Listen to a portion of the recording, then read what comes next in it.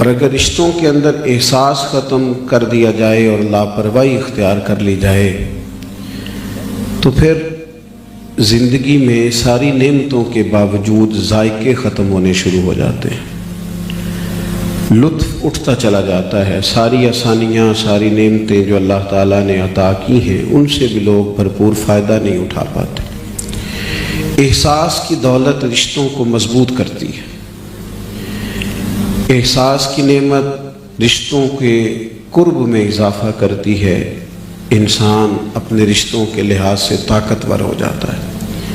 اور اللہ تبارک و تعالیٰ نے جو دین ہمیں عطا فرمایا ہے وہ رشتوں کی مضبوطی کی بات کرتا ہے۔ نبی پاک علیہ الصلاۃ والسلام نے فرمایا میں دنیا میں رشتے جوڑنے کے لیے آیا ہوں، اور حضور علیہ الصلاۃ والسلام نے ہر رشتے کی افادیت کا بھی اظہار کیا، حقوق بھی متعین فرمائے، اور جو لوگ ان حقوق کو ادا کریں گے ان کے لیے انعام کا اعلان بھی فرمایا، اور جو کمزوری دکھائیں گے ان کی تعدیب بھی فرمائی، تنبیہ بھی فرمائی۔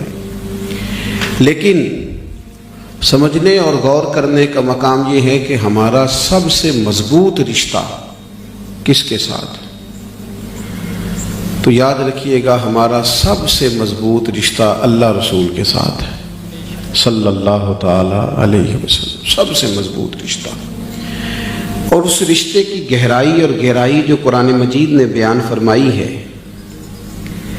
کبھی اس پر غور کیا جائے اور اس پر توجہ دی جائے اور اس کا احساس پیدا کیا جائے۔ ارشاد فرمایا کہ النبی اولیٰ بالمؤمنین من انفسہم، فرمایا یہ نبی کریم علیہ السلام مومنوں کی جانوں سے بھی ان کے زیادہ قریب ہیں۔ اس رشتے کی قربت کو آپ ملاحظہ فرمائیں کہ اللہ تعالیٰ نے فرمایا کہ میرے نبی پاک علیہ السلام تمہاری جانوں سے بھی تمہارے زیادہ قریب ہیں۔ نبی پاک صلی اللہ تعالیٰ علیہ وآلہ وسلم کا امت کے ساتھ کس طرح کا رشتہ ہے؟ تاریخ میں جب اچھے ادیب اور اچھے شعراء کی بات دیکھی جاتی ہے تو کبھی ماں دعویٰ کرتی تھی نا کہ میرا بیٹا پردیس میں آج مجھے تکلیف میں لگتا ہے اس لیے کہ میرا دل گھبرا رہا ہے، تو قریب بیٹھے لوگ یہ کہا کرتے تھے کہ یہ شاعرانہ بات ہے، یہ کیسے ہو سکتا ہے کہ اتنی دیر اتنی دور کسی کو تکلیف ہو رہی ہے اور اس کا احساس یہاں ہو رہا ہے۔ کبھی کوئی شخص کہتا تھا کہ فلاں آدمی اگر خوش ہو تو اس کی خوشی میں بھی خوش ہوں، تو لوگ کہتے تھے اچھے شاعر کا فکرہ ہے۔ اتنا گہرا احساس ممکن نہیں ہوتا، اس قدر زیادہ حساسیت پیدا ہو نہیں سکتی۔ لیکن آپ قرآن مجید کو دیکھیں تو قرآن مجید نے ہمارے نبی پاک علیہ السلام کے ساتھ جو رشتہ بیان کیا ہے نا، اس کی حساسیت اس طرح بیان فرمائی کہ فرمایا عزیز علیہ ما عنتم، تمہارا تکلیف میں پڑنا میرے نبی پاک پر گراں گزرتا ہے۔ حضور کے غلاموں اگر تم کبھی تکلیف میں ہو تو محبوب اس کا بوجھ محسوس کرتے ہیں، انہیں تکلیف ہوتی ہے۔ حریص علیکم، وہ تمہاری بھلائی چاہنے میں جلدی کرتے ہیں۔ وبالمؤمنین رؤوف الرحیم، وہ مومنوں پہ رؤوف بھی ہیں اور رحیم بھی۔ نبی پاک صلی اللہ تعالیٰ علیہ وسلم کا بڑا حساس رشتہ رہا امت کے ساتھ، اور حضور علیہ الصلاۃ والسلام نے مختلف مواقع پر اس حساسیت کا بیان بھی فرمایا۔ حضور علیہ السلام فرمانے لگے میری اور تمہاری مثال اس شخص کی طرح ہے جس نے آگ جلائی تھی اور پتنگے آ کے آگ میں گرنے لگے تھے، تو وہ ان کو روکتا تھا قریب نہ آؤ جل جاؤ گے، ان کا احساس کرتا تھا، خیر خواہی کرتا تھا۔ فرمایا تم بھی کچھ ایسے کام کرتے ہو جو تمہیں دوزخ میں لے جائیں گے، اور میں سینہ بند سے پکڑ پکڑ کے تمہیں کھینچتا ہوں، یہ کام نہ کرو، یہ تمہیں آگ کی طرف لے جائے، اس کام سے بچو، یہ کہیں تمہیں دوزخ کی طرف نہ لے جائے۔ نبی پاک علیہ الصلاۃ والسلام نے بڑی جد و جہد فرمائی امت کی تعلیم و تربیت کے لیے، اور اس کا انداز رسول پاک علیہ السلام نے اس طرح کا اختیار فرمایا کہ اگر ہم کبھی اس پر غور کریں نا کہ حضور کس طرز کے ساتھ امت کی تربیت چاہتے، چونکہ میں اور آپ جس زمانے میں رہتے ہیں نا، اور اللہ تعالیٰ کے فضل اور توفیق سے ہم نے مسلمانوں کے گھروں میں آنکھ کھولی ہے، اور اللہ نے احسان کیا ہے شروع سے ہی اذانوں کی گونج اور درود و سلام کی آوازوں سے ہمارے کان آشنا رہے، تو بعض چیزیں ایسی ہیں جنہیں بعض اوقات یوں سمجھ لیا جاتا ہے معاذ اللہ کہ شاید یہ کوئی کلچر کا حصہ ہے، ہم نے یہ کام کرنا ہی ہے۔ حالانکہ نبی پاک علیہ السلام کے ساتھ جو غلام کا رشتہ ہے وہ تو اتنا حساس ہے، اس کے اندر تو اتنی گہرائی پائی جاتی ہے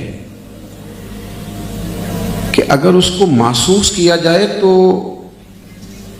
زندگی کی ساری تلخیاں اور لہجوں کے سارے ترش پن ویسے ہی دور ہو جاتے ہیں۔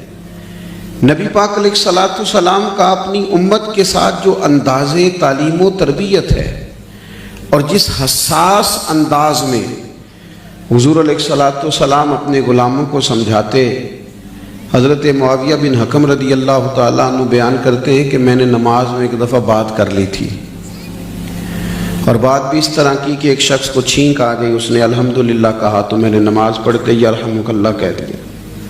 بہت سارے لوگوں نے مجھے گھورا اور انہوں نے اپنے زانوؤں پر ہاتھ بھی مارے، ان کے لہجے سے تلخی نظر آئی۔ نماز مکمل ہوئی، ابو داؤد شریف میں حدیث ہے، کریم محبوب علیہ السلام نے مجھے بلایا۔ انسان جو ہوتا ہے نا،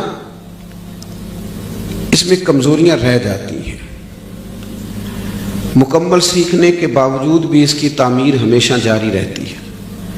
تو بعض لوگ ایسے ہوتے ہیں جو کسی کمزوری کا ذکر اس طرح کرتے ہیں کہ سامنے والا شرمندگی کے احساس کے ساتھ بری طرح پریشان ہو جاتا ہے۔ حضور علیہ الصلاۃ والسلام کا چونکہ اپنی امت سے بڑا حساس رشتہ ہے، تو محبوب نے قریب بلایا۔ فرماتے ہیں حضرت معاویہ بن حکم رضی اللہ تعالیٰ عنہ کہ مجھے اللہ کی قسم میں نے محبوب سے بہتر سمجھانے والا نہ پہلے کبھی دیکھا ہے نہ بعد میں کبھی دیکھا ہے۔ کہتے نہ حضور نے ڈانٹا، حالانکہ ایک بڑی انوکھی بات ہو گئی تھی کہ نماز میں ایک شخص بول پڑا ہے، نہ حضور نے ڈانٹا نہ کوئی تلخ بات کی۔ جس طرح ایک چھوٹے بچے کے ساتھ آدمی کبھی کلام کرتا ہے نا، اس کو سمجھاتا ہے، کہتے ہیں بالکل اس طرح کی چند باتیں محبوب فرمانے لگے، نماز میں تو تسبیحات پڑھی جاتی ہیں، تلاوت کی جاتی ہے، اس کے علاوہ کوئی بات نہیں کی جاتی۔ فرماتے ہیں وہ کیا انداز تھا، وہ کیا لہجہ تھا، میں سمجھ بھی گیا جو حضور نے سمجھایا، لیکن وہ جو ادائیں تھیں وہ میرے دل میں ہمیشہ کے لیے محفوظ رہ گئے۔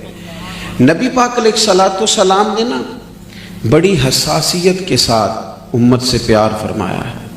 آپ کبھی احادیث مبارکہ کا اور سیرت مقدسہ کا مطالعہ کریں تو ایک ایک چیز کھول کے اور جہاں جہاں ضرورت پڑی وہاں نشاندہی کر کے اور جس جس مقام پر ضرورت پڑی پوری وضاحت کے ساتھ محبوب پاک علیہ السلام نے امت کو سمجھایا۔ اچھا، پھر دو قسم کے لوگ ہوتے ہیں تقریر کرنے والے، واعظ کہنے والے۔ ایک میری طرح جو لوگ تقریر کرتے ہیں اور گفتگو کا کوئی سلیقہ رکھتے ہیں تو وہ بہت ساری داد جمع کرتے ہیں زمانے میں۔ یہ تقریر ہوتی ہے مجموع کی، جمعوں کی، محافل کی، اور خدا نہ خواستہ اللہ تعالیٰ معاف فرمائے اگر کسی کو یہ پتہ چل جائے کہ اس کا اپنا بیٹا بری صحبت میں بیٹھنے لگا ہے،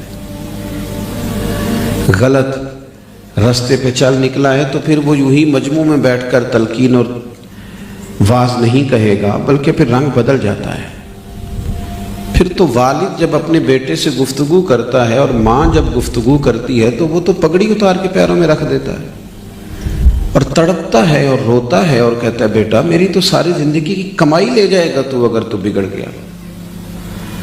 بڑی گزارش کے انداز میں درد سے رو کے، اور جتنی اس کے پاس اس وقت درد کی دولت ہوگی وہ ساری اکٹھی کر کے بیٹے کو سمجھاتا ہے، اور بیٹے نے وعدہ کر لیا ابا جی بھول گیا تھا، غلطی ہو گئی، آئندہ نہیں کروں گا، والد صاحب آپ معاف کر دیں، اب شکایت کا موقع نہیں ملے گا۔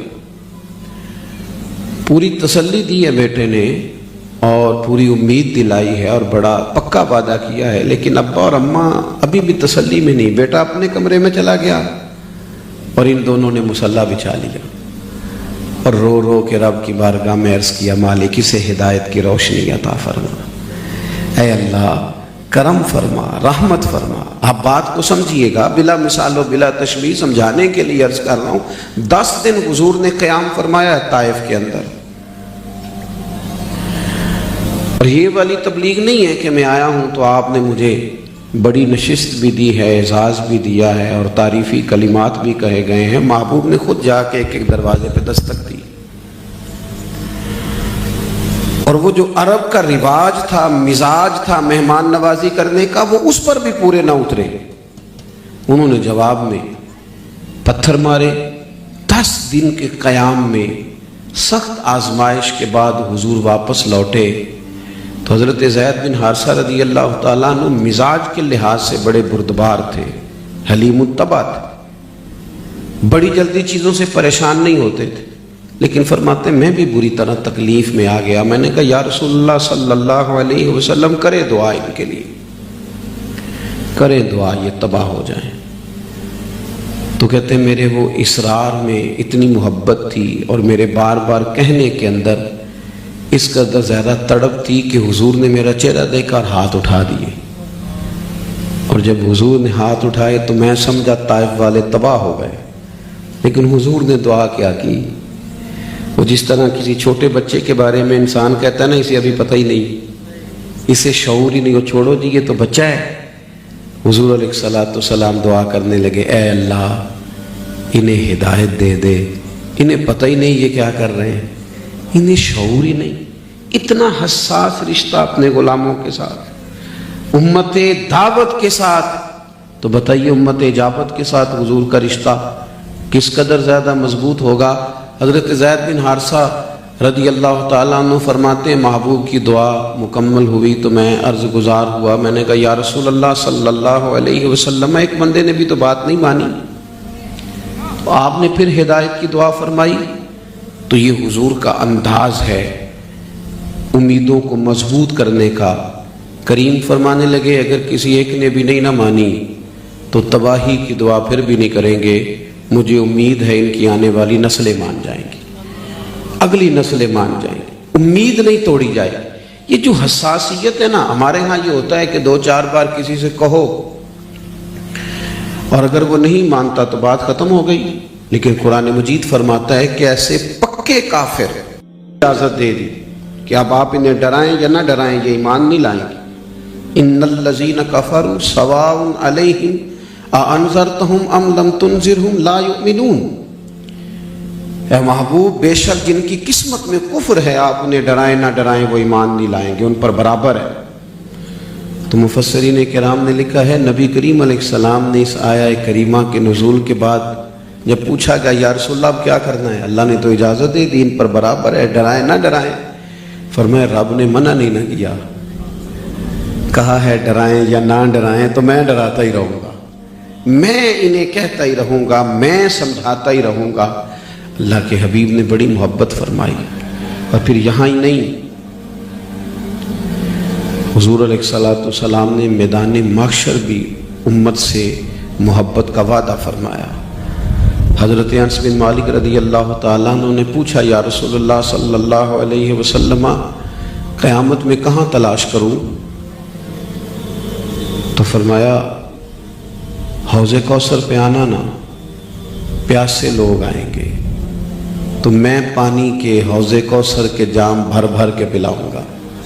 اچھا روٹین میں ایسا نہیں ہوتا، نہ خانقاہوں پہ نہ مدارس میں کہ جو محتمم صاحب ہیں جو پرنسپل صاحب ہیں وہ آنے والوں کو پانی خود پلائیں گے، ایسا تھوڑی ہوتا ہے۔ اس کے لیے تو خدام ہوتے ہیں، اس کے لیے تو کام کرنے والے ہوتے ہیں، اس کے لیے تو نظم ہوتا ہے، تنظیم سازی ہوتی ہے، ڈیوٹیاں ہوتی ہیں۔ لیکن یہاں شارحین حدیث نے لکھا ہے کریم نے یہ نہیں فرمایا کہ انہیں پانی پلایا جائے گا، فرمایا وہ آئیں گے میں خود پانی پلاؤں گا، میں خود انہیں۔ یا رسول اللہ صلی اللہ علیہ وسلم اگر وہاں ملاقات نہ ہوئی، یہ حدیث ترمذی شریف میں موجود ہے، تو محبوب فرمانے لگے پھر میزان عمل پہ آ جانا۔ ہمارے مدارس میں نا اب ایک رواج ہوتا جاتا ہے کہ بچوں کے جو امتحانات ہوتے ہیں نا ان دنوں میں مدرسین عمرے پہ چلے جاتے ہیں، جن کی ڈیوٹیاں نہیں نہ لگتی، تو وہ کہتے ہیں یہ چونکہ اب امتحانات شروع ہو گئے، ہم فارغ ہو گئے، عمرے کے لیے چلے جاتے ہیں۔ اور ایسا تو کبھی نہیں ہوتا کہ جس نے امتحان کی تیاری کرائی ہو وہ امتحان گاہ میں بھی ساتھ جائے۔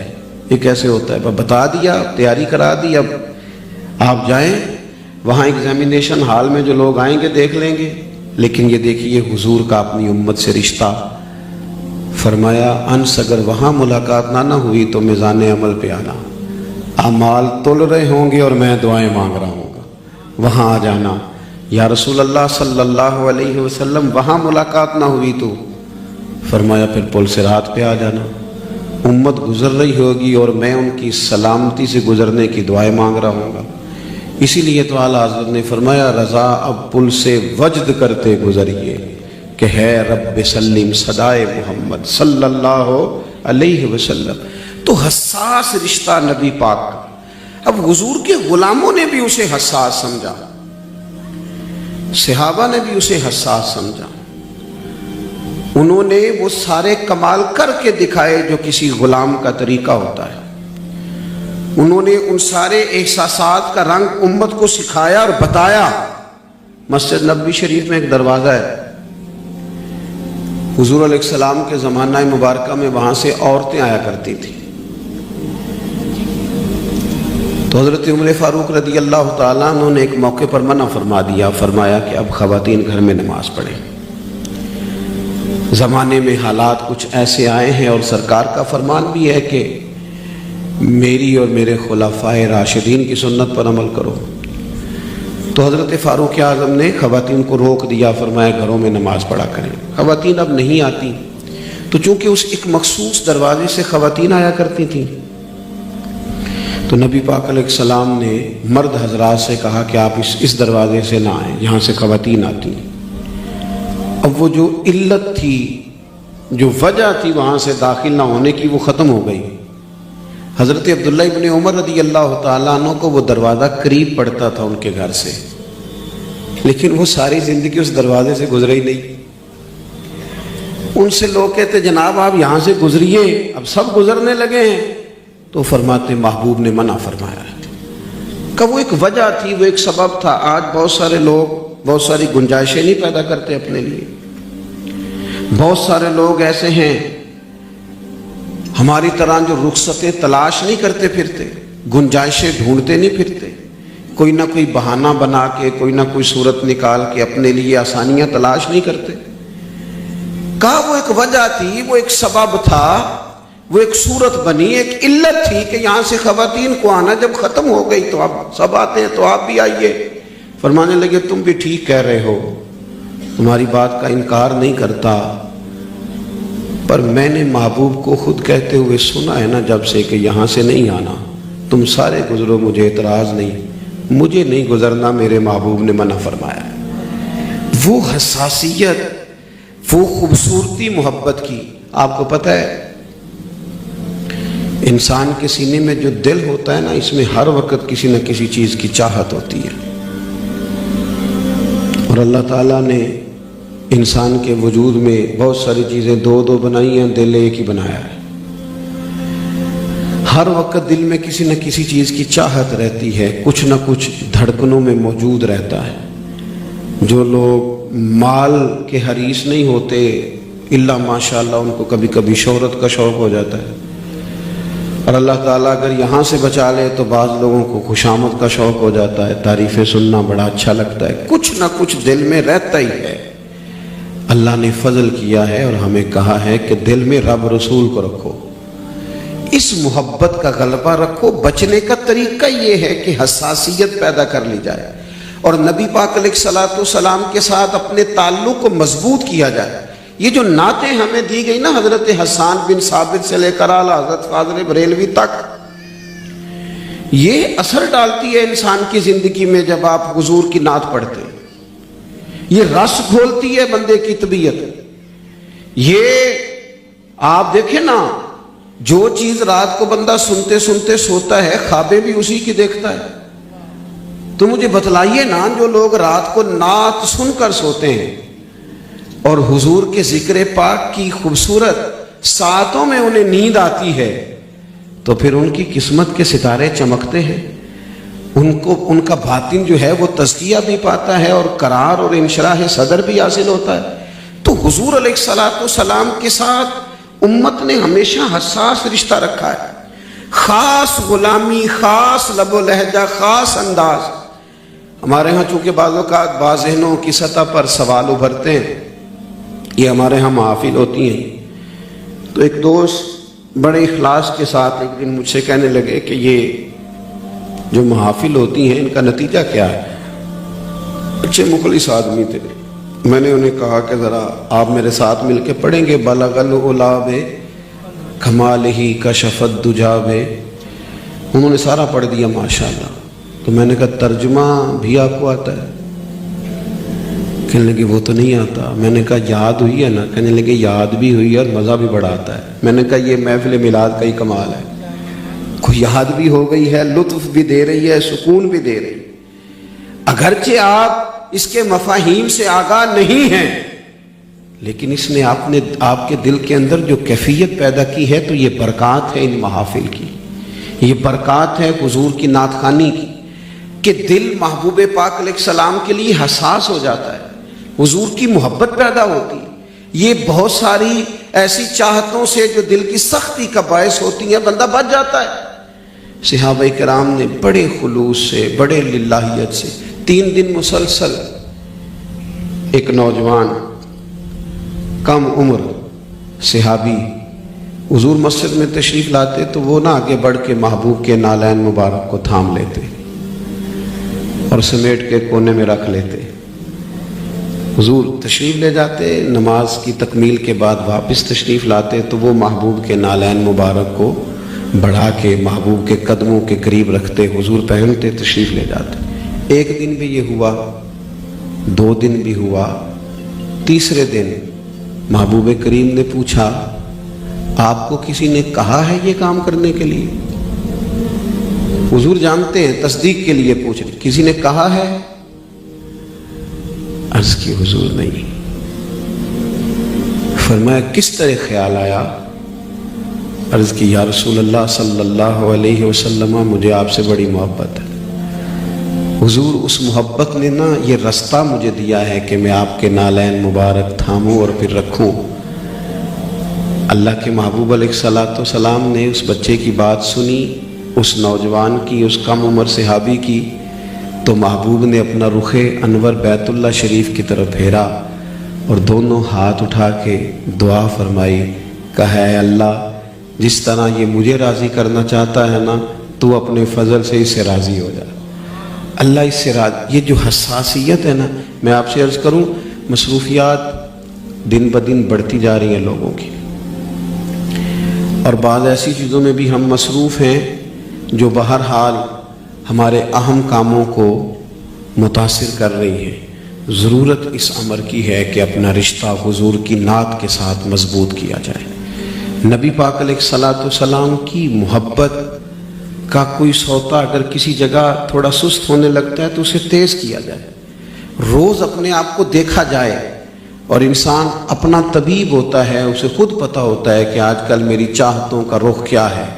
حضور کی سیرت پاک، آپ کے مقدس احوال شریفہ، آپ کی نعت شریف، کتنی چیزیں ہم یاد کرتے ہیں، کتنی یاد رکھنی پڑتی ہیں، کہاں کہاں ہماری نظر جاتی ہے۔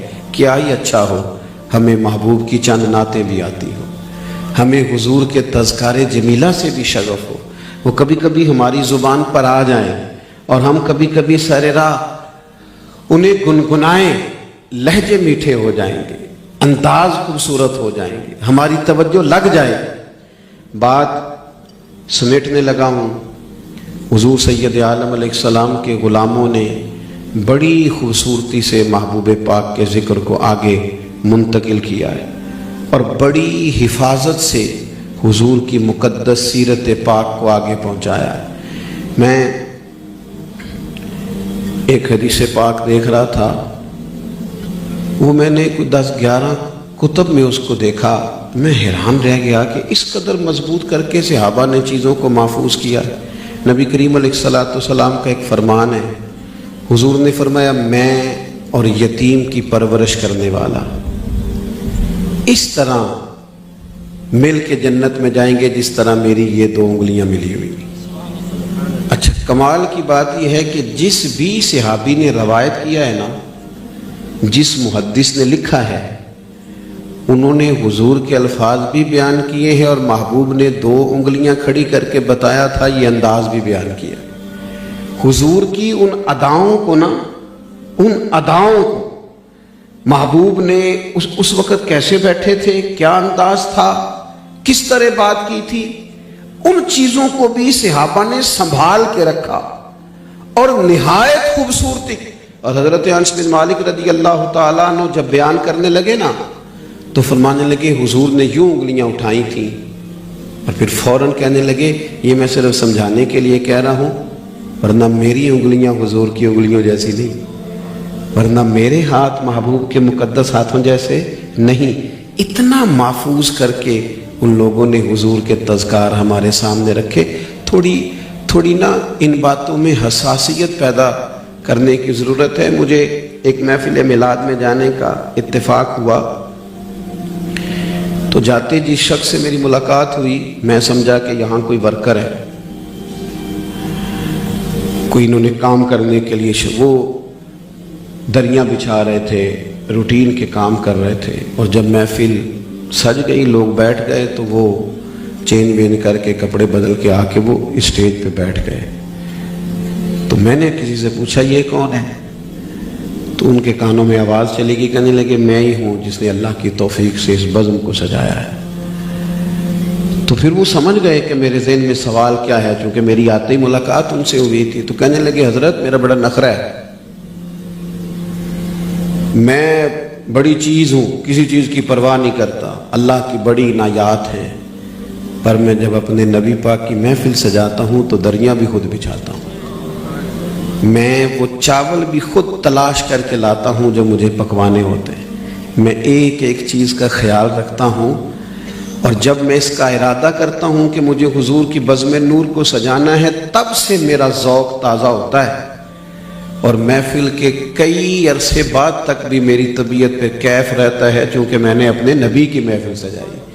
یہ حساسیت، یہ حسن، یہ کیفیات، یہ بندہ مومن کے ایمان کو تازگی دیتی ہیں، اس میں کچھ سرور بڑھتا ہے، اس میں کچھ کیفیات اور طرح کی ہو جاتی ہیں۔ اپنی زندگی میں اس خوبصورتی کو پیدا کریں، اس کو دوبالا کریں۔ یہ جو کچھ ہمارے بزرگوں نے ہمیں دیا ہے حضور کے حوالے شریفہ لکھ کے، نعت مبارکہ، وہ اسی لیے ہے کہ ہم ان کو جب اپنی زبانوں پہ لائیں گے، کانوں سے ان کو سنیں گے، تو ہمارے دل میں تازگی پیدا ہوگی۔ اللہ کی بارگاہ میں دعا کرتا ہوں اللہ تعالی محبوب کریم علیہ السلام کی سچی محبت اور سچی غلامی نصیب فرمائے، اسی میں ہمارا خاتمہ بالخیر فرمائے، وما علینا الا البلاغ۔ پہلے تو ایک بات اچھی طرح سمجھ لیں کہ نبی پاک علیہ السلام آخری نبی ہیں، یہ عقیدہ بڑا حساس ہے، یہ حساس عقیدہ ہے۔ خود اللہ تعالیٰ نے قرآن مجید میں کئی مقامات پر اس عقیدے کو بیان کیا۔ اس کی ضرورت ہے کیونکہ نبی آتے رہے، ایک ایک وقت میں کئی رسول آئے، کئی نبی آئے، تو یہ نازک مسئلہ ہے کہ دروازہ نبوت کو بند فرمایا اللہ کریم نے، تو اس کی جو نزاکت ہے اس کو سمجھے۔ اللہ کریم نے قرآن مجید میں فرمایا ما کان محمد ابا احد من رجالکم، محمد صلی اللہ تعالی علیہ وسلم مردوں میں سے کسی کے باپ نہیں، ولکن رسول اللہ وخاتم النبیین، اور وہ اللہ کے رسول ہیں اور نبیوں میں سے آخری ہیں۔ اس نظریے کو کئی جگہ قرآن پاک میں نا اشاروں میں بھی، کنایوں میں بھی، ہمارے بزرگوں نے تفاسیر میں بھی بہت ساری چیزیں استدلال کر کے بھی ہمارے سامنے رکھی، اور بار بار اس نظریے کو کتاب و سنت میں بیان کیا گیا۔ کسی جگہ اگر کبھی حضور علیہ السلام نے کسی بات کو چھیڑا، تو اگر کوئی مفہوم ایسا پیدا ہو سکتا تھا جس سے کوئی آدمی کوئی ایسا استدلال کرے گا، تو اس دروازے کو بند کیا۔ اللہ کے محبوب علیہ السلام جہاد کے لیے تشریف لے جا رہے تھے، کسی نہ کسی کو حضور اپنا نائب بنا کر مدینہ طیبہ میں چھوڑ کے جاتے تھے۔ ایک موقع پر ارادہ کرم ہوا کہ حضرت علی کو نائب بنا کے چھوڑا جائے۔ چونکہ حضرت شیر خدا رضی اللہ تعالیٰ عنہ میدان کے آدمی تھے، میدان میں رہنا پسند کرتے تھے، جب محبوب نے فرمایا کہ آپ میرے نائب بن کے مدینہ طیبہ میں رہیں گے تو فوراً عرض کی یا رسول اللہ صلی اللہ علیہ وسلم، آپ مجھے عورتوں اور بچوں کے پاس چھوڑ کے جا رہے ہیں اور میری تلوار کو زنگ لگ گیا ہے، میں تو جانا چاہتا ہوں میدان میں۔ تو حضور علیہ السلام نے ایک مثال دی۔ نبی کریم علیہ السلام نے فرمایا، اے علی، جب حضرت موسیٰ علیہ السلام تشریف لے گئے تھے تو اپنے بھائی حضرت ہارون کو چھوڑ کے گئے، تم میرے لیے اسی طرح ہو جس طرح حضرت موسیٰ علیہ السلام کے لیے ان کے بھائی جناب ہارون تھے۔ اب کیونکہ حضرت ہارون بھی نبی ہیں، ہو سکتا تھا بعد میں کچھ شخص اس میں گنجائش پیدا کرتا معاذ اللہ اور کوئی ایسی چیز لوگوں کے سامنے رکھتا، تو وہیں کیونکہ مسئلہ نازک ہے نا، وہیں اسی مقام پر اسی موقع پر محبوب نے فرمایا، ہو تم میرے لیے اس طرح جس طرح حضرت موسیٰ کے لیے جناب ہارون تھے، لیکن علی میرے بعد نبی کوئی نہیں، نبوت کا دروازہ بند ہے۔ ساتھ وضاحت کر دی، ساتھ یہ مسجد ہے، مسجد نبوی شریف صلی اللہ تعالی علیہ وسلم، مسجد کا نام مسجد ہے۔ حضور نے وضاحت کی، میں جلدی جلدی سے باتیں عرض کر رہا ہوں، میں نے کہا تھا آپ کا وقت زیادہ نہیں لینا، آپ زیادہ توجہ کریں گے۔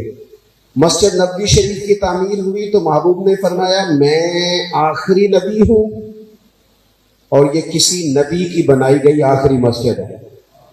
یہ مسجد نبوی اور امت کا تذکرہ جب کیا، امت کا، تو فرمایا میں آخری نبی ہوں اور تم آخری امت ہو، کیونکہ اس کے بعد نبی کو جگہ جگہ محبوب نے نا جگہ جگہ ختم نبوت کی بات کی۔ فرمایا محبوب پاک علیہ السلام نے کہ یوں سمجھ لو کہ انبیاء کی جماعت اس طرح ہے جس طرح کوئی آدمی خوبصورت عمارت تیار کرے اور اس میں ایک اینٹ کی جگہ باقی رہ جائے، تھوڑی سی گنجائش رہ جائے، ایک جگہ باقی رہ جائے۔ جب ہم نے دیکھا نا عمارتوں میں آخر میں جو کام ہوتا ہے نا، آخر میں وہ خوبصورتی کو مکمل کر دیتا ہے، اس سے طے ہو جاتا ہے کہ اب بالکل چیزیں واضح ہو گئی۔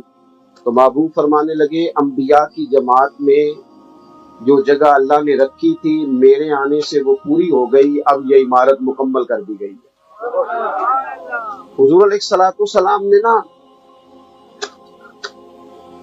ہمیں ذہنی طور پر تیار کیا ہے کہ ہم فتنوں کے لیے، خدشات کے لیے تیار رہیں۔ بہت سارے کام ہوتے ہیں نا ہمارے سامنے، تو اگر وہ کام حادثاتی ہو نا، بندہ ذہنی طور پر تیار نہ ہو تو اس پر چیزیں بوجھ بن جاتی ہیں، تو مشکل میں آ جاتا ہے۔ مجھے کئی دوست یہ پوچھتے کہ اہل حق کے اندر بھی بڑا اختلاف رہتا ہے، وجہ کیا ہے؟ میں نے کہا نیا نہیں ہے، یہ بھی محبوب نے بیان فرمایا، یہ حضور نے بیان فرمایا، اسے بھی بیان کیا۔ اس لیے ہر وقت مایوسی کی چیزوں کو ڈسکس نہیں کرنا چاہیے، کچھ نہیں ہو رہا، فلاں کچھ نہیں کر رہا، ہر وقت مزاجوں میں، ماحول میں گھٹن نہیں رکھنی چاہیے۔ کشادہ دلی بڑی ساری چیزوں کو بہتر کر دیتی ہے، اس کی بھی محبوب نے وضاحت کی۔ حضور فرمانے لگے شیطان مایوس ہو گیا ہے، وہ مایوس ہو گیا ہے کہ اب بتوں کی عبادت کی جائے، وہ یہ تو تم سے نہیں کرا سکتا لیکن تمہیں لڑائے گا، تمہارا اختلاف پیدا کرائے گا۔ لوگ دیکھیں نا، قوتیں تقسیم ہیں، امت کی قوتیں بہت ساری جگہوں پہ تقسیم ہیں۔ وہ جو لوگ صحیح العقیدہ ہیں ان میں بھی تقسیم در تقسیم ہے۔ اگر کسی جگہ کسی دینی کاز کے لیے مذہبی قوتوں کو جمع ہونا پڑتا ہے تو وہ تقسیم ہے، کیوں نہ اگر کہیں فروعات ہیں تو ان کو چھوڑ دیا جائے اور تھوڑا آگے بڑھا جائے کشادہ دلی کے ساتھ، بس شرط یہ ہے کہ عقیدے ٹھیک ہو، نظریات ٹھیک ہو۔ تو میرے عزیز، یہ جو ختم نبوت کے طے شدہ عقیدے کے بعد لوگوں نے کچھ دعوے کیے، تو یہ بھی امت کے لیے کوئی حادثاتی مسئلہ نہیں کہ اچانک ایک بندہ آیا اور وہ کھڑا ہو گیا۔ اللہ کے حبیب علیہ السلام نے نشاندہی فرمائی، یہ جوان میری بات پر خاص توجہ کریں، حضور نے اس کی نشاندہی کی، فرمایا میرے بعد 30 ایسے جھوٹے لوگ ہوں گے جو دعوی نبوت کریں گے۔ محبوب کریم نے نشاندہی، اور مسلمہ کذاب تو حضور کے زمانے میں کھڑا ہو گیا، ایک شخص کو تو حضور کے دور میں قتل کیا گیا، مسلمہ کذاب کو آپ کے وصال ظاہری کے بعد جناب صدیق اکبر نے قتل کرایا۔ ہوتا دراصل ایسا کیوں ہے؟ ایسا ہوتا کیوں ہے؟ ہمیں سمجھنا ہے ایک بات کو، یہ جو امت کا نبی پاک علیہ السلام کے ساتھ رشتہ ہے نا، یہ رشتہ بڑا نازک ہے۔ النبی اولا بالمؤمنین من انفسہم، یہ محبوب جو ہے نا، یہ مومنوں کی جانوں سے بھی زیادہ ان کے قریب ہے۔ اس رشتے میں نا حساسیت ہے، بڑا حساس رشتہ ہے۔ آپ کتب احادیث کو دیکھیں گے تو حضور کے بعد ارشادات بھی بتاتے ہیں کہ اس میں نزاکت کتنی ہے۔ یہ مشینیں ہیں جی، آپ پریشان نہ ہوں، آپ کی توجہ ہے میری بات پر، ادھر دیکھیں جی میری طرف۔ یہ مشین ہے نا جی، یہ گڑبڑ ہو جاتی ہے، بندے کی طبیعت نہیں کسی وجہ سے ہو جاتی ہے، مطلب بیٹھے بیٹھے سر میں درد ہونے لگتا ہے، تو اب کیا سارے کام چھوڑ دے گا؟ یہ مشین ہے، مشینیں تھوڑی بہت۔ میں نے ایک دفعہ نا ایک محفل میں ایک ساؤنڈ والے سے کہا، میں نے کہا یار اتنے جلد سے سنتا ہے تو نمازی کیوں نہیں؟ کہنے لگا جی سارے مولوی تو ہم سے لڑ کے چلے جاتے ہیں، ناک کا ناراض ہو جاتے ہیں، آواز اونچی کر کو کہتا چھوٹی کر، تو ہم تو بڑے پریشر میں جلسے میں ہوتے ہیں، تو ہماری توجہ کب ہوتی ہے تبلیغ؟ تو آپ مہربانی کرے، مجھے جلدی چلے جانا ہے، آپ پہ زیادہ بوجھ نہیں ہے، آپ میری بات پر توجہ فرمائیے، ہو جائے گا ٹھیک انشاءاللہ ساری چیزیں۔ ویسے بھی اقبال کہتے ہیں دل کے لیے موت ہے یہ مشینوں کی حکومت، احساس مربت کو کچلتے ہیں آلات۔ آپ غور کریں گے یہ رشتہ نا حساس بڑا ہے۔ دیکھو بہت سارے واقعات ہم نے پڑھے، یہ سیلاب آیا، اس پہ تبصرے ہوئے، بلکہ میں تو کہتا ہوں اس طرح کا کوئی موقع آتا ہے تو ہمارے نا صحافیوں کو موقع مل جاتا ہے ڈبیٹ کرنے، قلم اٹھانے کا موقع مل جاتا ہے۔ کچھ لوگوں نے کیا، لیکن وہ جو خاص تڑپ ہونی چاہیے تھی نا، حساسیت کہ لوگ دوڑ پڑتے، وہ کیوں نہیں بلا پیدا ہوئی؟ اس لیے کہ کچھ رشتے حساس ہوتے ہیں۔ آپ نے کبھی دیکھا ہے کہ بیٹی کی شادی بندہ کر دے اور وہ دور اپنے سسرال میں رہتی اور باپ اس کو ٹیلی فون کرے، دکھ کوئی بھی نہ سنائے تو صرف وہ ذرا ہلکی آواز میں بات کرے، سہمی سہمی بولے، پریشان بات کرے، تو آپ یقین کریں باپ ساری رات سو نہیں پاتا۔ اور اگر اسے پتہ چل جائے کہ بچی کے گھر میں کوئی آزمائش آ گئی ہے، تڑپ اٹھتا ہے۔ تو یہ جتنے لوگ اپنی بیٹیاں لے کے گھروں سے نکل کے جھونپڑیوں میں بیٹھ گئے، یہ بھی تو ہماری بیٹیاں ہی ہیں، یہ بھی تو ہماری بیٹیاں۔ وہ حساسیت، میں نے وزٹ کیا جنوبی پنجاب کے ڈھیر سارے علاقوں کا جہاں سیلاب آیا، یعنی کچھ چیزیں دیکھی نہیں جا سکتی، کچھ بیان نہیں کی جا سکتی۔ درد وہی ہوتا ہے جو کسی کے سینے میں محسوس ہوتا ہے۔ دوستو یہ رشتہ جو نبی پاک علیہ السلام کا امت کے ساتھ ہے، یہ حساس ہے۔ آپ دیکھیں نا، حضور فرماتے ہیں میرا جی چاہتا تھا کہ میں ہر وضو کے ساتھ مسواک ضروری قرار دے دوں، لیکن تمہیں تکلیف ہوگی لہذا میں یہ ضروری قرار نہیں دے گا۔ کریم فرمانے لگے میرا جی چاہتا تھا کہ میں عشاء کی نماز دیر تک پڑھاؤں، یا میرا جی چاہتا تھا لمبی نماز پڑھاؤں، لمبی، لیکن جب میں نماز کی نیت باندھتا ہوں تو پیچھے کسی بچے کے رونے کی آواز آ جاتی ہے تو میں نماز کو مختصر کر دوں۔ حساسیت، رشتے میں حساسیت، یعنی ایک تو ہے نا روز تقریریں سننا اور روز ان باتوں کو سننا اور سمجھنا کہ جناب یہ تو میلاد شریف کی محفل کا عنوان رہتا ہے، اور ایک ہے کہ ذرا اس کو محسوس کرنا۔ آپ ذرا محسوس کریں نا یہ کتنا حساس رشتہ ہے کہ محبوب فرماتے قیامت کے دن انبیاء کے لیے ممبر بچھائے جائیں گے۔ کوئی چھوڑتا ہے اپنی کرسی؟ ممبر بچھائے جائیں گے، فرمایا سب لوگ ممبروں پہ ہوں گے، میرا خالی ہوگا۔ جو سب سے اعلیٰ ممبر ہے وہ خالی ہے۔ یا رسول اللہ کیوں خالی ہوگا؟ فرمایا اس لیے کہ میں رب کی بارگاہ میں سجدہ کر کے امت کی سفارش کر رہا ہوں۔ یہ حساس رشتہ ہے اور ہمیشہ یہ نازک رہا، ہمیشہ اس میں نزاکت رہی۔ اور اس طرح محبوب کا غلاموں سے رشتہ نازک ہے، اسی طرح امت کا بھی محبوب سے رشتہ نازک ہے۔ حضرت ابوبکر صدیق خلیفہ اول بلا فصل، افضل البشر بعد الانبیاء بالتحقیق، سیدنا صدیق ایک بار اپنے مزاج کے لحاظ سے نرم آدمی تھے، तबन, ये जो नरम मिजाज आदमी होते हैं ना बेचारे, कई दफा इनके लिए मुश्किलात भी खड़ी हो जाती है, क्योंकि अगर किसी ने बोलना नहीं तो फिर तो गया वो काम से, तो हर आदमी लतार के गुजर जाता है। तो ये एक मसला होता है बाज़ों का।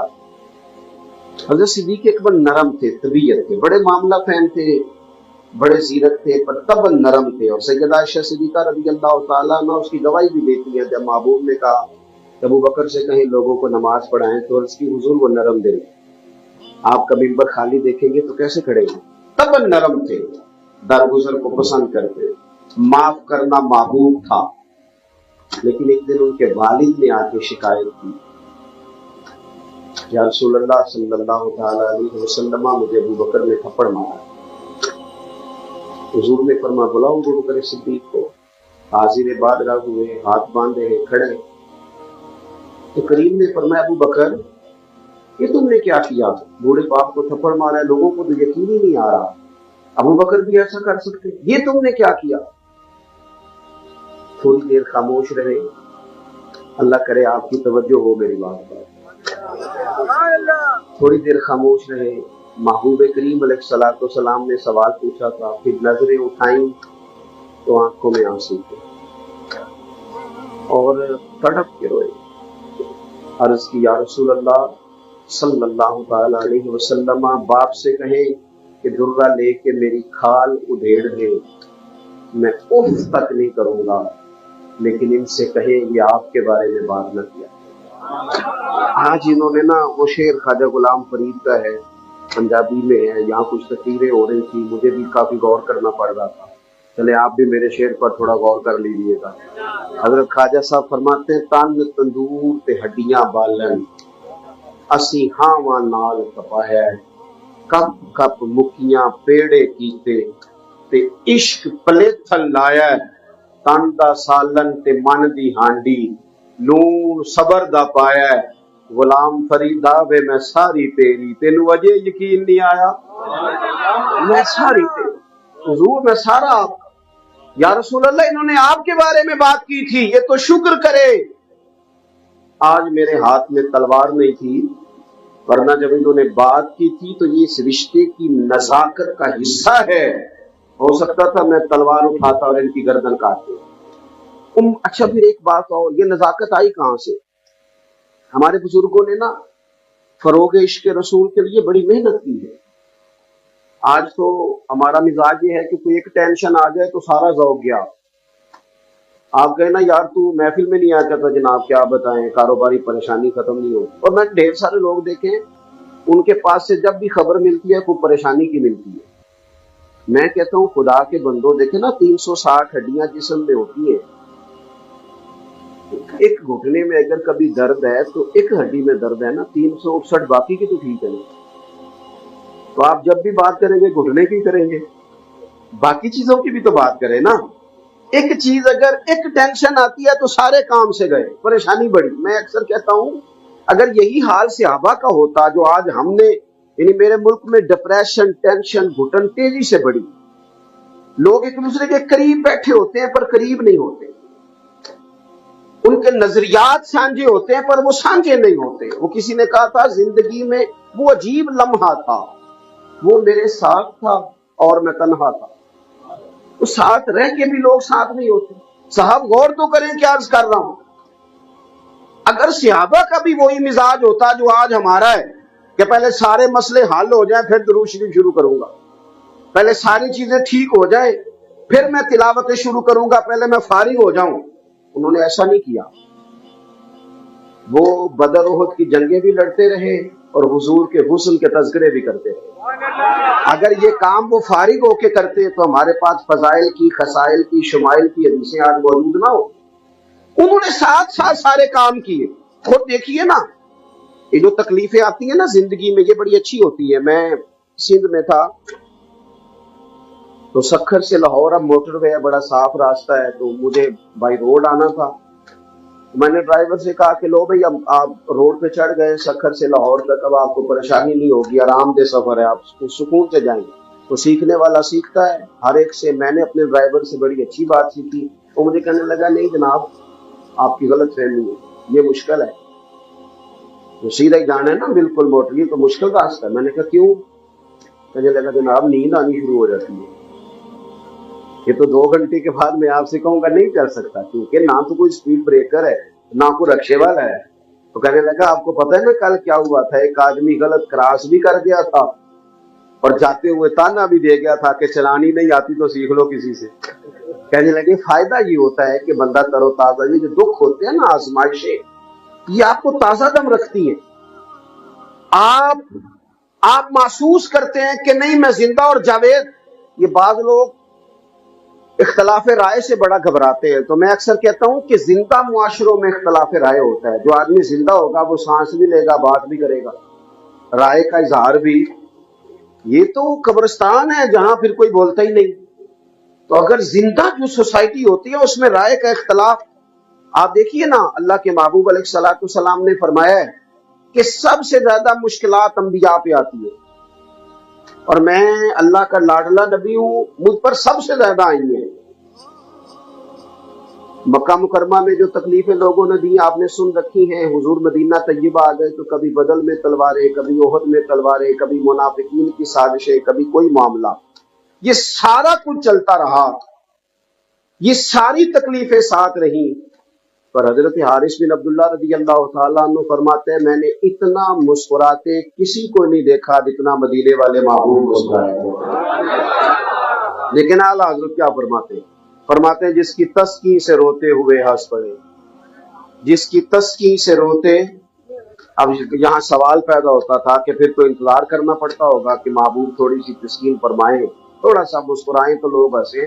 تو اگلے شعر میں اس کا جواب بھی ساتھ ہی دیا، کہنے لگے جس کی تسکین سے روتے ہوئے ہنس پڑے، اس تبسم کی عادت پہ لاکھوں سلام۔ انتظار نہیں کرنا پڑتا، یہ تبسم تو حضور کی عادت ہے، یہ تو ہر وقت لمحہ مبارکہ پہ رہتا ہے۔ تو میرے دوستو ہمارے بزرگوں نے بڑی کوشش کی فروغ عشق رسول کے لیے۔ یہ میلاد کے جلوس یہ اب آئے ہیں لوگ جن کو بڑے سکون سے، بڑے اطمینان سے گلے میں ہار ڈال کے جلوس میں لگایا جاتا ہے۔ کبھی وہ دور بھی تھا جب روڑے مارے جاتے تھے، یہ اب دور آیا ہے جب بڑی آسانی سے نعت خواں اسٹیج پہ آتا ہے اور نعت پڑھتا ہے۔ کبھی وہ وقت ہوتا تھا کہ لوگوں نے ٹانگے پہ سپیکر لگایا ہوتا تھا اور حضور کی نعت خوانی ہو رہی ہوتی، محنت کر کے جدوجہد۔ اس آپ کے متحدہ ہندوستان میں علماء کو سزائیں دی گئی، تکلیفیں دی گئی، لیکن جب انہوں نے ان کو جیلوں میں ڈال دیتے تھے تو وہاں بھی چپ کر کے نہیں بیٹھتے تھے، قرآن پاک کی تفسیریں لکھ دیا کرتے۔ ابھی بات ہو رہی تھی نا علامہ سید ابو الاسناد شاہ صاحب رحمۃ اللہ علیہ کی، جب 52 کی تحریک ختم نبوت چلی تو انہیں جیل میں ڈال دیا، ان کو جیل میں ڈالا، کہنے لگے لو بھائی کچھ وقت میسر آیا ہے، انہوں نے تفسیر الاسناد لکھنی شروع کر دی، کافی ساری حصہ انہوں نے جیل میں لکھا ہے۔ بزرگوں نے کام کیا دلوں کے اندر محنت کر کے، کوشش کر کے۔ آپ دیکھیں کبھی کبھی ہمیں گمان گزرتا ہے، میری طرح کے بہت سارے لوگ، میں شروع میں کہہ چکا ہوں کہ خطاب عوام سے ہے، علماء تو بہت ساری چیزوں سے آگاہ ہیں، میری طرح کے بہت سارے لوگ کئی دفعہ دعویٰ کر بیٹھتے ہیں کہ کیونکہ میں داڑھی والا ہوں، میں پگڑی والا ہوں۔ میں ملک سے باہر جا رہا تھا تو جہاز میں نا موبائل میں قرآن شریف تھا، فلائٹ لمبی تھی، تو میں نے کہا چلو تھوڑی تلاوت کر لیتا ہوں، تو ایک بدگمانی بھی دل میں آ گئی۔ میں نے کہا یار کتنے لوگ ہیں موبائل پہ لگے ہیں، کتنا ٹائم ہے، کچھ بندہ یاد کر سکتا ہے۔ تو خیال ہوتا ہے نا بعض اوقات کہ شاید صرف میں ہی ہوں۔ تو میری ساتھ والی سیٹ پہ برابر میں ایک صاحب بیٹھے تھے، انہوں نے بالکل پینٹ شرٹ پہنی، کلین شیو تھے، اور بال بھی انہوں نے پیچھے چٹیاں کی ہوئی تھی۔ تھوڑی دیر گزری تو انہوں نے اپنی فائلیں کھولی تو اندر سے سورہ یاسین نکال لی، پڑھنی شروع کر دی۔ خیر بڑی پھوٹتی ہے اور بڑی ساری جگہوں سے پھوٹتی۔ ہمارے بزرگوں نے جوانوں کے دلوں میں حضور کی محبت بھر دی، انہوں نے جدوجہد کی، کوشش کی۔ رسول کریم کا پیار، پاکستان کی تحریک چل رہی تھی تو حضرت امیر ملت پیر جماعت علی شاہ صاحب محدث علی پوری رحمۃ اللہ علیہ فرماتے ایک جگہ ہندوؤں کا جلسہ تھا، چونکہ وہ پاکستان کے خلاف جب تقریریں کرتے تھے تو معاذ اللہ دین کے خلاف بھی بات کر جاتے، وہاں کوئی مسلمان نہیں تھا، تو ایک مسلمان تھا صرف۔ وہ کچھ لوگ ہوتے ہیں جو پتہ نہیں یہاں پائے جاتے ہیں کہ نہیں، جن کے پاس دوری ڈنڈا ہوتا ہے، کچھ پیس کے چیزیں وہ استعمال کرتے ہیں، اس کے پاس رنگین ڈنڈا تھا، وہ آدمی کے پیچھے بیٹھا ہوا تھا۔ ہندو پنڈت نے تقریر کرتے کرتے معاذ اللہ ثم معاذ اللہ نقل کفر نہ باشد، نبی کریم علیہ السلام کے بارے میں کوئی کمزور بات کہہ دی۔ अब वो कोई मुसलमान नहीं वहां, वो अकेला है, दौरी डंडे वाला, बड़े बड़े बालों वाला। वो पीछे से उठ के आया, स्टेज पे चढ़ा, जोर से एक ही डंडा मारा पंडित को। पंडित ढेर हो गया, उसे पकड़ लिया, पुलिस ले गई। अमीर मिल्लत कहते हैं मैं जेल में मिलने गया तो मैंने उसे कहा तू मस्जिद भी नहीं आता, तू नमाज भी नहीं पढ़ता, काम तूने बहुत बड़ा कर दिया। तो फरमाते कि मैंने ना उस अनपढ़ और अंगूठा छाप आदमी की आंखें आंसुओं से चमकती देखी। कहने लगा शाह जी, पहले तो मुझे आप बुजुर्ग हैं, आलिम हैं, आप आ गए हैं, मुझे तो बुजुर्गों से बात का भी सलीका नहीं, मैं तो सादा आदमी हूँ, पीछे रहने वाला। और जो आपने बात इरशाद फरमाई है उसका जवाब किस सलीके से देना है, लफ्जों का चुनाव भी मुझे नहीं आता। इतना जरूर अर्ज करूंगा कि मैं मस्जिद नहीं जाता, मैंने दाढ़ी नहीं रखी, मेरा लिबास शरीयत के मुताबिक नहीं है, ये मेरी गलती है और मुझे अपनी इस गलती की इस्लाह करनी चाहिए। लेकिन हुजूर गुनाहगार हूँ, अपने नबी का गद्दार तो नहीं हूँ ना। ये तो नहीं ना हो सकता कि मेरे सामने कोई हुजूर की बेअदबी कर जाए, ये मुमकिन तो नहीं है ना। मेरे दोस्तों, हजरत अमीर मिल्लत कहते हैं मैंने बड़े बड़े खतीबों की तकरीरें सुनी, बड़े अदीबों के जुमले देखे, शोरा कलम तोड़ देने वाले देखे, लेकिन कहते हैं उस मलंग के सादे लफ्ज सुने, कई रातें मेरी रोते गुजर गई। ये मेहनत की हमारे बुजुर्गों ने, हमारे दिलों में हुजूर की मोहब्बत डालने की मेहनत। काफिर इस बात को समझ गया कि ये पूरी तरह हुजूर से जुड़ गए हैं।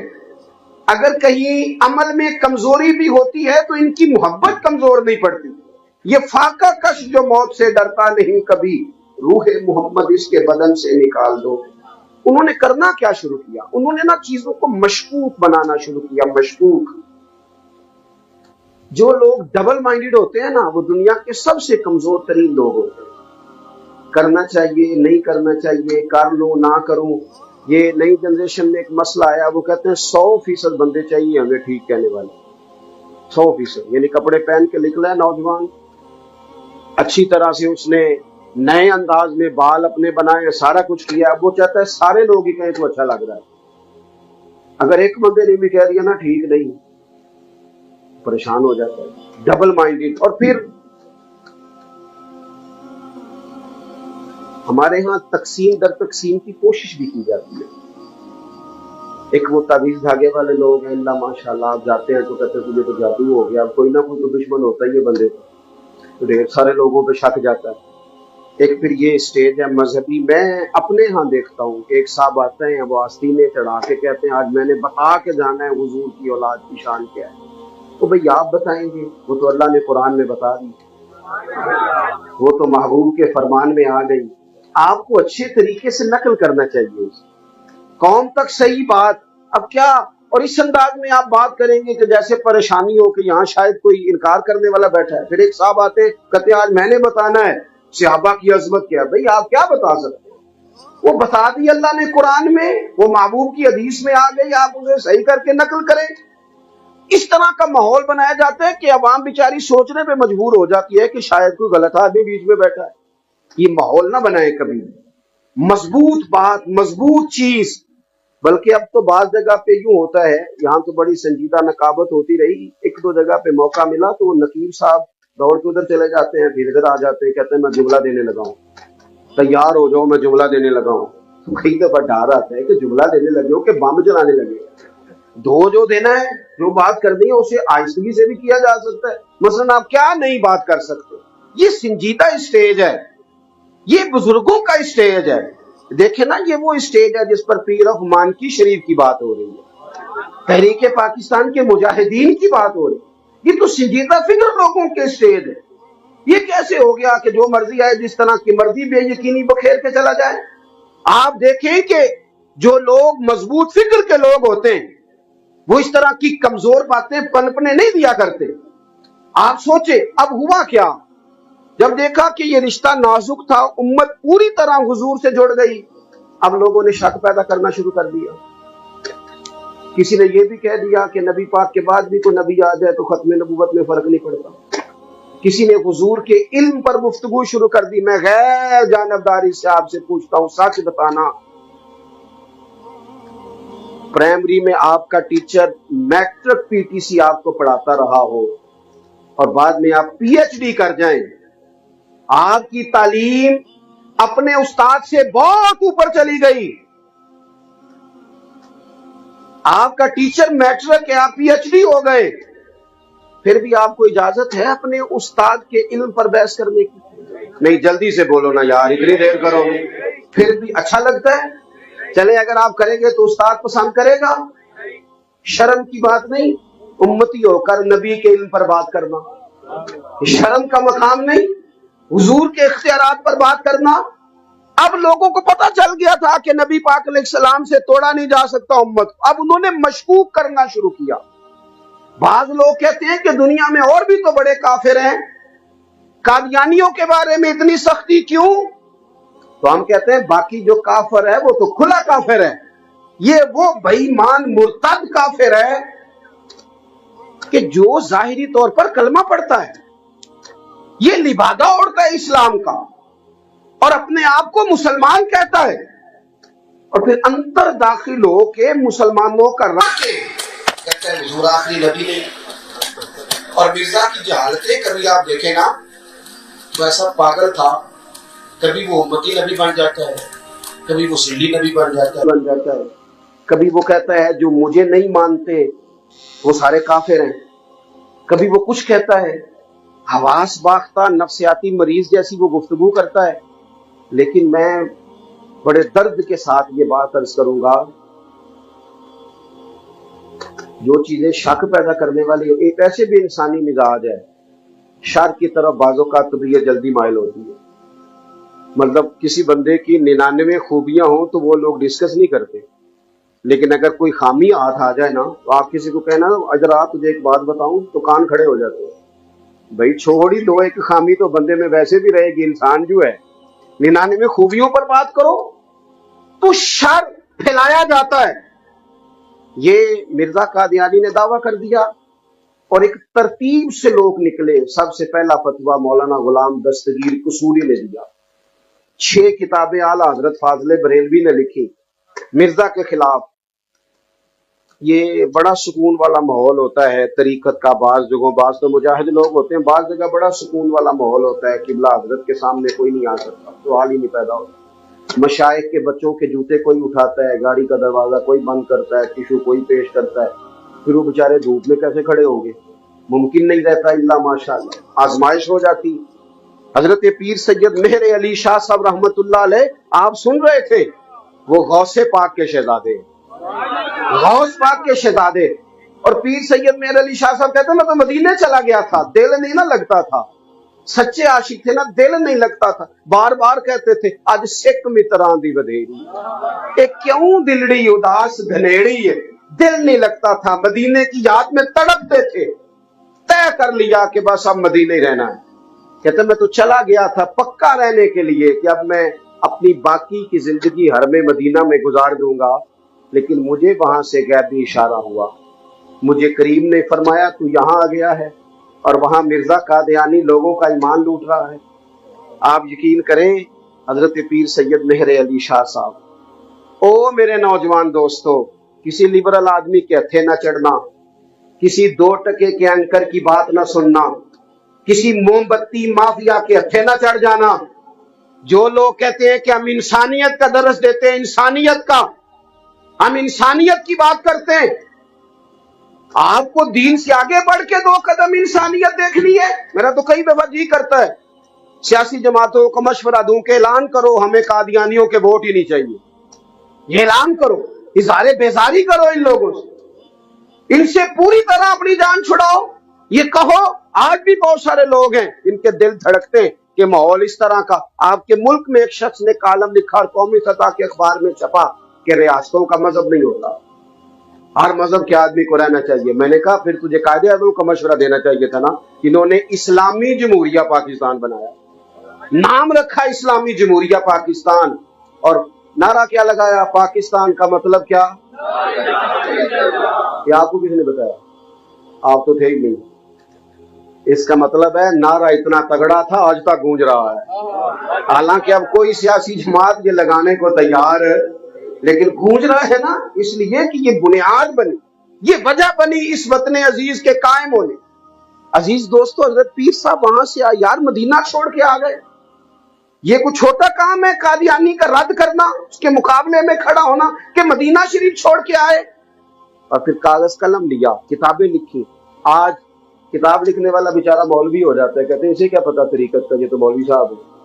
بہت ساری جگہوں پہ ان پڑھ لوگ یہ بھی شوشے چھوڑتے ہیں۔ پیر صاحب نے شمس الہدایہ لکھی، سیف چشتیائی لکھی، مشائخ، میں نے کہا کہ وہ تو شہزادے ہیں غوث پاک کے۔ آپ موجودہ حالات کو دیکھ کر پھر پیر صاحب کا کردار دیکھیں۔ اس نے جب کتابیں دیکھ کے کہا نا میرے سامنے آئے، میرے سامنے آئے، تو پیر صاحب نے اس وقت بھی یہ نہیں کہا کہ نہیں نہیں دیکھتے ہیں کرتے ہیں یا دو چار بندے آ جائیں گے، ایٹ سیٹ تے پکھڑا کوار گندا لسی اور بھی بوٹیاں جاننے۔ حضرت پیر صاحب مناظرے کے لیے گئے لاہور سے، گولڑا شریف سے لاہور مناظرے کے لیے گئے، وہ تو سامنے نہیں آیا۔ اچھا پھر اس نے ایک اور چال چلی۔ یہ سادہ لوگ ہوتے ہیں نا، یہ بیچارے تعویذ دھاگے کے نام پر، یہ چیزیں جائز ہیں، یہ ناجائز نہیں ہے، لیکن اس کے نام پر کسی شخص کے برے عقیدے کا قائل ہو جانا یہ درست۔ اس نے پیر صاحب سے کہا کہ جناب آپ میرے سامنے آئے تو اس طرح کرتے ہیں، کوڑے پہ ہاتھ رکھتے ہیں، اگر آپ نے ٹھیک کر لیا تو آپ سچے، میں نے ٹھیک کر لیا تو میں سچا۔ پیر صاحب کہنے لگے تو کوڑے اندھے چھوڑ، تو کو مردہ لا۔ یہ تو بات ادھر قریب کی ہے نا، تو مردہ لا۔ فرمانے لگے مجھے امید ہے اللہ کی قدرت سے کہ اپنے محبوب کی ختم نبوت کے اظہار کے لیے رب اس قدرت کا مظاہرہ بھی فرمائے گا، یہ بھی سامنے آئے گی۔ تو آنا جو بات اس نے کی حضرت پھر اس نے آخر میں کہہ دیا با میں مدینے جا رہا ہوں، مناظرے میں تو نہ آیا، میں مدینے جا رہا ہوں۔ تو حضرت پیر صاحب بولے، فرمایا یاد رکھنا یہ وہاں بھی نہیں جا پائے گا، یہ جا ہی نہیں پائے گا، نہیں جا سکا، مر گیا۔ اب یہ تحریک کئی دفعہ اٹھی، اس کا بڑا پس منظر ہے، جیسے آپ سن رہے تھے نا کہ کئی ایسے نام ہیں جو تو تاریخ میں آ ہی نہیں سکے۔ یارو اس کے لیے لوگوں نے قربانیاں دی، بڑی ماریں کھائیں۔ وہ نوجوان جو ملتان سے چلے تھے اور ریلوے اسٹیشن پر انہیں بڑا مارا گیا تھا، ان کی مار لوگوں کو یاد ہے پر ان کے نام لوگوں کو یاد ہے۔ ان نوجوانوں نے، وہ کالج اور یونیورسٹی کے لوگ تھے، انہوں نے مار کھائی، اس تحریک میں لوگوں نے جانیں دی۔ مولانا عبدالستار خان نیازی کے لیے سزائے موت کے آرڈر آئے، اور مولانا نورانی اتنے بڑے باپ کا بیٹا، اتنی زبانوں پر عبور رکھنے والا شخص، لیکن تاریخ کا ایک صفحہ یہ بھی ہے کہ اس شخص نے ساری زندگی کرائے کے مکان میں گزاری۔ اتنی بڑی رقم قادیانیوں نے پیش کی یہ 7 ستمبر سے پہلے کہ لے لو، بس ایک گروپ کا نام نکال دو بیچ میں سے جسے لاہوری کہا جاتا تھا۔ تو مولانا کہنے لگے تم دیر سے پہنچے ہو، میرا تو سودا بازار مصطفیٰ میں بہت پہلے کا ہو چکا ہے، اور جان ہے عشق مصطفیٰ روز فزوں کرے خدا، اور جس کو ہو درد کا مزہ وہ نازے دوا اٹھائے کیوں، پھر کے گلی گلی تباہ ہم ٹھوکریں سب کی کھائے کیوں، اور دل کو جو عقل دے خدا تو تیری گلی سے جائے کیوں۔ دل کو جو عقل، یہ تحریک اپنے منطقی انجام تک پہنچی، لیکن کیونکہ دنیا میں ایک سازش رچی جاتی ہے ہمیشہ سے، یہاں سے جو آدمی بے ادبی کرتا ہے، کوئی ایسی ضلالت کرتا ہے، آپ دیکھتے ہیں کس طرح یورپ اسے پناہ دیتا ہے، کس طرح اسے قبول کرتا ہے، ہمیشہ شر کو سپورٹ کیا جاتا ہے۔ مسلمان اپنی بیوقوفی نادانی کی وجہ سے، اللہ ماشاءاللہ، اور جو بات میں نے شروع میں بہت زیادہ تقسیم کی وجہ سے، اکثر بہت ساری تحریکوں میں اس طرح مؤثر کام نہیں کر پاتے جس طرح کہ یہ کرنے کی پوزیشن میں۔ اب آخر میں یہ عرض کروں گا کہ ہمیں کرنا کیا ہے، ہماری ذمہ داری کیا ہے۔ آپ کی توجہ ہے میری بات پر؟ یہ بات واضح ہو گئی، حضور آخری نبی ہیں، قادیانیوں کو اقلیت قرار دے دیا گیا، ہمارے بزرگوں نے، مشائخ نے اس طرح کے بڑے اجتماعات کر کے ہمارا شعور بحال رکھا۔ اب کرنا کیا ہے؟ جب ہم کہتے ہیں نا حضور آخری نبی ہے، تو پھر ہم پر ایک بہت بڑی ذمہ داری بھی عائد ہوتی ہے۔ وہ کیا ہے کہ اب نبی کوئی نہیں آئے گا، دین کے ابلاغ کی جو ذمہ داری ہے وہ امت کی لگائی گئی۔ ہر کام جدید بنیادوں پہ ہو رہا ہے، اس میں وسعت پیدا کی گئی ہے، گنجائش پیدا کی گئی ہے، ایک اچھی منصوبہ بندی کے ساتھ ہر کام کو کیا جا رہا ہے۔ بہت ساری اصطلاحات کی جاتی ہیں بڑی چیزوں میں، لیکن دین کا کام ڈھیر ساری جگہوں پہ ابھی بھی برکت کے لیے ہو رہا ہے۔ بس ٹھیک ہے جی کر دو برکت ہو جائے۔ ہمیں بڑے منظم طریقے سے بالخصوص جوانوں کو آگے بڑھنا چاہیے۔ کوئی کمال نہیں کہ آپ میلاد شریف کے جلوس میں آ جائیں، محرم کی محفل میں آ جائیں۔ آپ کی وابستگی رہے مسجد کے ساتھ، اپنے اپنے ذمے کوئی دین کی خدمت لے، کوئی ڈیوٹی لے، اس لیے کہ ہم نے نعرہ لگایا ہے حضور آخری نبی۔ اب جو خدمت دین کی ذمہ داریاں دیکھیں نا، صحیح حدیث میں موجود ہے بخاری میں، ایک خاتون نا مسجد شریف میں جھاڑو دیتی، حضور کی مسجد شریف میں۔ اس کا وصال ہو گیا، صحابہ نے یہ چاہا کہ حضور کو تکلیف نہ دی جائے اور جنازہ پڑھ کے دفن کر دیا۔ محبوب صبح قبر کے قریب سے گزرے تو فرمایا یہ کس کی قبر ہے؟ یا رسول اللہ وہ خاتون جو مسجد میں جھاڑو دیتی۔ سارا کچھ جاننے والے محبوب پوچھتے مجھے اطلاع کیوں نہیں دی؟ یا رسول اللہ صلی اللہ تعالی علیہ وسلم ہم نے تکلیف دینا مناسب نہ جانا، او یارو کوئی کام تو کرتی تھی، کوئی ڈیوٹی تو کی نا اس نے زندگی، کوئی خدمت تو کی نا دین کی۔ تو محبوب فرمانے لگے صفے بناؤ میں دوبارہ جنازہ پڑھاؤں گا۔ حضور نے قبر پر جنازہ پڑھا۔ اپنے ذمے کوئی کام لے، کوئی ڈیوٹی کرے۔ یہ جو ہم بیٹھتے ہیں نا نشستن گفتن برخاستن، تھوڑا سا بیٹھے، فلانا کچھ نہیں کر رہا، فلانا کچھ نہیں کر رہا، بھئی آپ کیا کر رہے ہیں، میں کیا کر رہا ہوں؟ کچھ اپنے ذمے کام لے، چیزوں کو مستقل کرے، اور جو سوال کل کو پیدا ہونے ہیں۔ امام غزالی فرمایا کرتے تھے بچے دوستوں کے بغیر رہ نہیں سکتے، اس لیے انہیں گھر میں قید نہ کرو بلکہ اچھے دوست ڈھونڈ کے دے دو، تاکہ وہ کوئی جگہ بنا لے جہاں وہ کسی کے ساتھ اپنی دوستی قائم کر لے۔ تلاش کریں اپنے بچوں کے ذہنوں میں کیا سوال اٹھتے، بالخصوص جب بچہ میٹرک کے قریب جاتا ہے تو وہ آپ سے کیا پوچھنا چاہتا ہے۔ کشادہ روئی سے اس کی بات سنیں۔ آنے والی نسل کی تربیت پر گھر والے توجہ دیں، اہل خاندان، اور خاص کر کے یہ جو نظریاتی سرحدیں ہیں دین کی، اس پر ذمہ داری کے ساتھ ڈیوٹی کریں۔ امید کرتا ہوں جو بالکل آخر میں بات کرنے لگا اس پر ہم ضرور توجہ دیں گے۔ حضور آخری نبی ہے، شریعت آخری ہے۔ دین پر عمل صرف مسجد میں نہیں ہوتا، بلکہ دیندار ہونے کا پتہ ہی تب چلتا ہے جب کسی کے بیٹے کی شادی ہو۔ اب پتہ چلتا ہے یہ کتنا دیندار ہے۔ جب کسی کے گھر میں کسی کا انتقال ہوتا ہے تب پتہ چلتا ہے یہ کتنا دیندار ہے۔ جب کوئی پورے غصے میں ہو، کسی نے ستایا ہو، ذاتی حملہ کیا ہو، پھر پتہ چلتا ہے بندہ کتنا کو دیندار ہے۔ ہمیں اپنے روزمرہ کے، ہمارے نا پنجاب میں جب بچے کے شادی کے دن طے کرتے ہیں تو سارا قبیلہ برادری جمع ہو گئے، اور پھر ایک آدمی دن طے کرنے کے بعد بیچ میں سے بول کے کہتا ہے کہ جناب آپ کی پھپھو جان ناراض ہے، تو اب اسی طرح سارے اٹھو ان کے گھر چلتے ہیں، ان کو مناتے ہیں۔ چچا ناراض ہیں، خالہ ناراض ہیں، ماموں ناراض ہیں، چلو منا کے لاتے ہیں۔ میں اکثر کہتا ہوں کہ کسی بڑے کو یہ بھی تو بیچ میں سے بولنا چاہیے نا کہ شریعت پر کوئی غیر، شادی پر کوئی غیر شرعی کام نہ کرنا، اللہ رسول ناراض ہوتے ہیں۔ کسی ایک کو بیچ میں سے یہ بھی تو کہنا چاہیے نا کہ عورتوں کی مووی نہیں بننی چاہیے، بچیاں بے پردہ نہ ہو، کوئی ایسا کام نہ ہو جائے۔ ہم ہر وہ نئی چیز جس کو اپنے میڈیا پہ دیکھ رہے ہیں اسے اوڑھنا چاہتے ہیں۔ شریعت اسلامیہ کی مضبوطی بھی بہت ساری ایسی قوتوں کو دفن کرے گی جو دین کے اندر شکوک پیدا کرنا چاہتی ہے۔ دعا کرتا ہوں اللہ تبارک و تعالی میں نے جو کہا ہے اسے قبول فرمائے، دوران گفتگو کہیں بھول گیا ہوں تو اللہ تعالی گزر فرمائے۔ آخر دعوانا